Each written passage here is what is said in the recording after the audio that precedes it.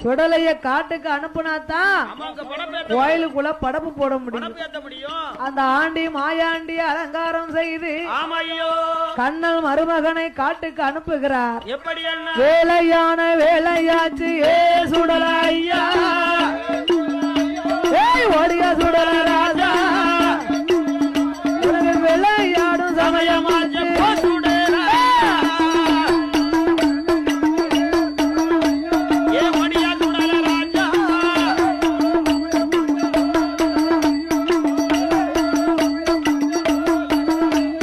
சாமனோடு சாமம் போல ஏ சுடல ஐயா